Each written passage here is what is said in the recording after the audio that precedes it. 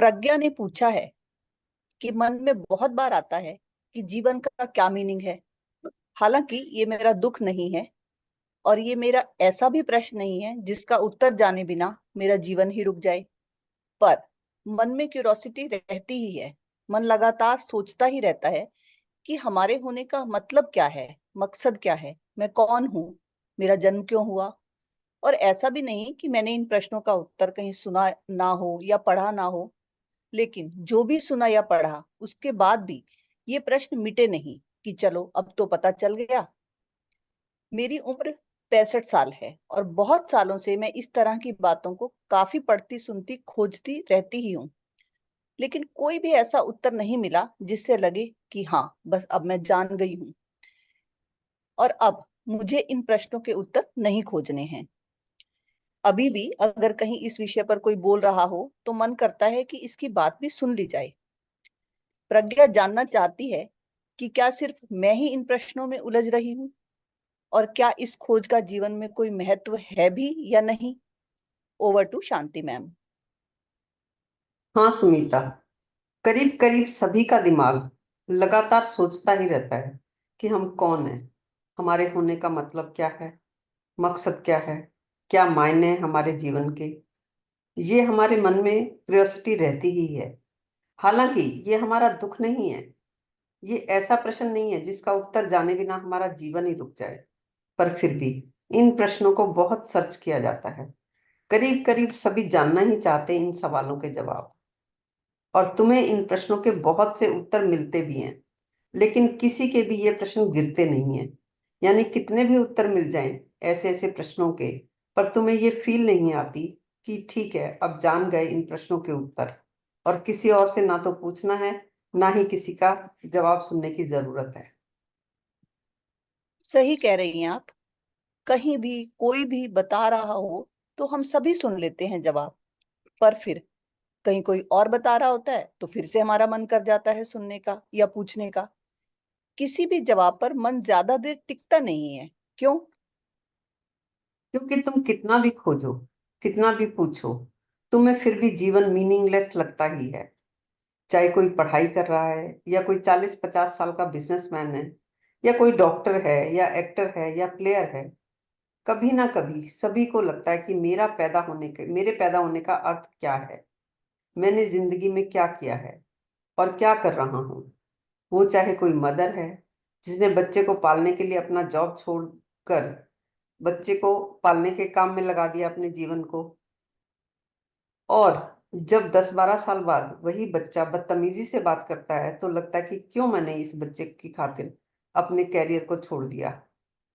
और सोचती वो मदर भी है जिसने अपनी जॉब को ना छोड़कर खुद को डबल स्ट्रेस में डालकर अपने बच्चों को बड़ा किया है।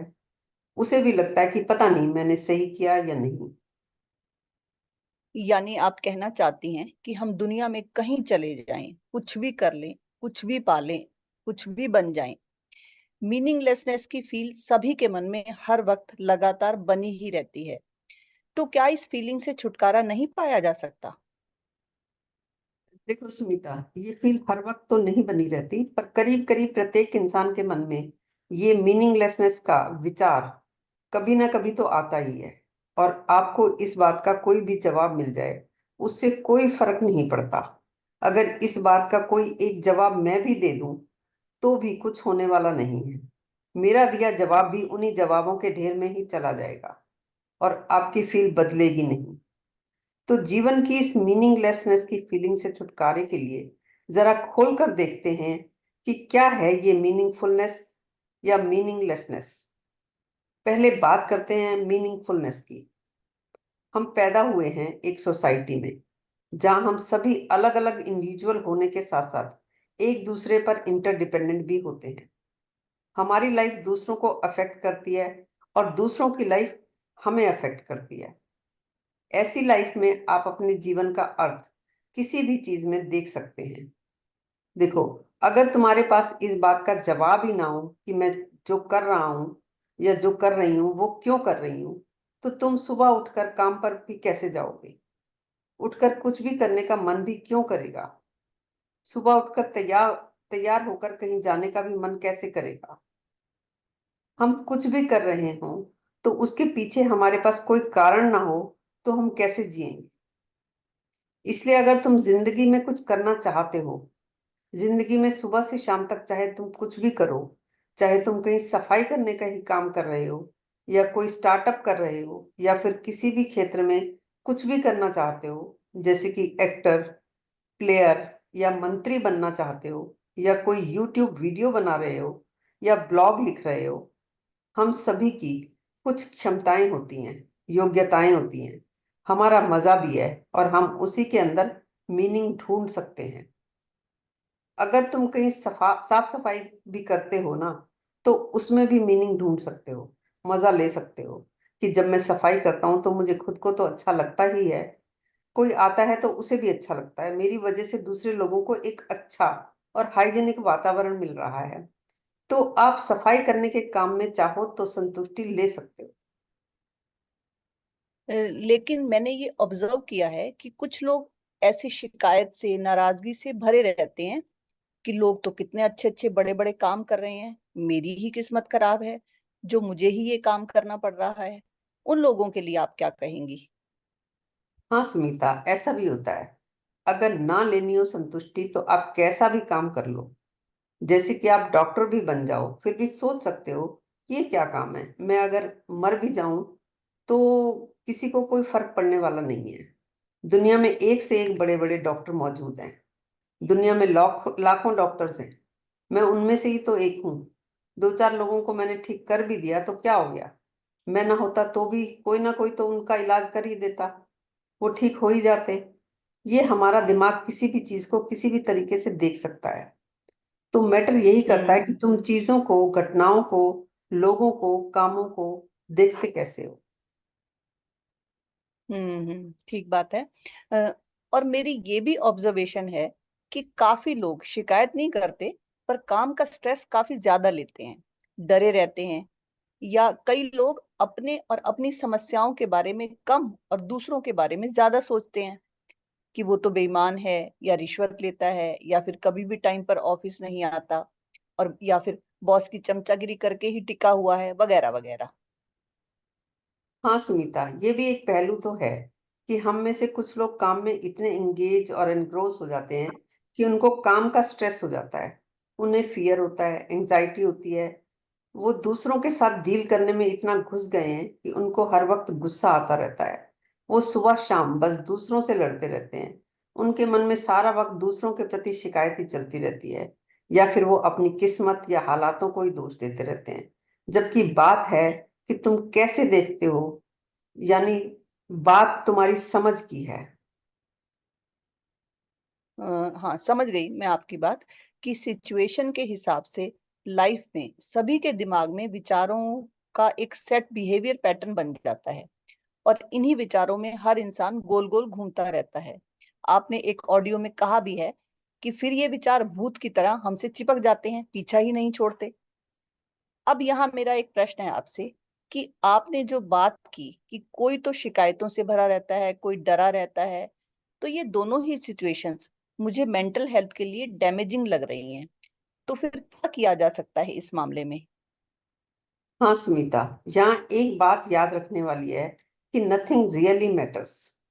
अगर आप दुनिया को यूनिवर्स के लेवल पर जाकर देखो तो हम कुछ हैं ही नहीं, हमें बस कुछ समय के लिए जीवन मिला है, हम सभी मरने ही वाले हैं, हम जिन लोगों की मदद कर रहे हैं वो भी मरने वाले हैं। और ये जो हिस्ट्री है, इसका भी क्या महत्व है, ये भी तो सिर्फ लोगों के दिमाग में ही तो है। और जब हम ही नहीं तो ये हिस्ट्री है या नहीं है, और हिस्ट्री में क्या लिखा है क्या नहीं, इससे हमें क्या फर्क पड़ेगा। ये दुनिया, ये ब्रह्मांड इतना बड़ा है, इसमें हम रहें या ना रहें तो चलता ही रहेगा ये तो हमारे पास दो तरह के व्यूज हो गए। हमारा सफाई करना भी हमें अर्थपूर्ण लग सकता है, और एक लार्जर व्यू जिसमें कुछ भी मैटर नहीं करता। इसे आप ऐसे देख सकते हैं कि आपका जीवन जो कि 70 80 या 100 साल का भी है, उस टाइम पीरियड में क्या हो रहा है, जो भी हो रहा हो, अगर तुम उसे एक लार्जर टाइम स्केल पर देखोगे कि पिछले अरबों खरबों सालों में कितने लोग, कितनी स्पीशीज आई भी और लुप्त भी हो गई, तो हमें हर वक्त दोनों बातों को याद रखना है। क्योंकि दोनों ही तो वास्तविकताएं हैं। और जब आप अपने ही मन की और जीवन की वास्तविकताओं को जान लेते हो, तो फिर ये प्रश्न कि कौन हूं मैं, मेरा जन्म क्यों हुआ है, मेरी लाइफ का मकसद क्या है, ये सब के सब प्रश्न गिर जाते हैं। यानी आप कहना चाहती हैं कि इन प्रश्नों के जवाब हमें मिले या ना मिले, इससे हमारे जीवन की समस्याओं में कोई फर्क नहीं पड़ता। बिल्कुल। तुम ये तो पक्के तौर पर जानते हो कि तुम्हारा मन आराम में है या तकलीफ में है। पूछने वाले ने कहा भी है कि ये प्रश्न मेरी समस्या नहीं है, ये मेरी जिज्ञासाएं हैं। और अगर आप कहते हैं कि मुझे कोई समस्या ही नहीं है, मेरा मन तो आराम में है और सदा ही आराम में रहता है, तो मेरे पास आपको बताने के लिए कुछ भी नहीं है। और अगर कोई समस्या है, तो बात उन समस्याओं की जा सकती है। कौन से प्रश्न मैटर करते हैं, इसकी एक प्लेलिस्ट है हमारे यूट्यूब चैनल पर, जिसका टाइटल है रियल इश्यूज, यानी असली सवाल। आपका मतलब है कि अगर आपका मन किसी तकलीफ में है, तो बजाय इधर उधर के प्रश्न पूछने के, तुम सीधे सीधे उसी तकलीफ की बात करो। हाँ, यही मतलब है मेरा। और जब तुम अपनी तकलीफों की बात करोगे और उन तकलीफों से निकलने के लिए ही काम करोगे, तो तुम्हें दिख जाएगा कि ये प्रश्न कि मैं कौन हूँ, मेरी इस दुनिया में आने का मकसद क्या है, इस जीवन के मायने क्या हैं, ये सब के सब प्रश्न दिखते तो ऐसे हैं जैसे कि ये जीवन की गहराई से आए हुए प्रश्न हैं। और इन्हें पूछने से पूछने वाला खुद को वर्ल्डली वाइज देखता है। लेकिन ये प्रश्न आपकी समस्या नहीं होते। इनके उत्तरों को जानकर जीवन में कोई वास्तविक फायदा नहीं होता। तो रुक कर सोचने की जरूरत है कि क्यों जानने हैं हमें इन प्रश्नों के उत्तर। अगर तुम अपनी वास्तविक समस्याओं पर काम करोगे, तो तुम अपनी वास्तविक समस्याओं से निकलने के साथ साथ ये भी जान जाओगे कि ये प्रश्न अर्थहीन है, व्यर्थ हैं।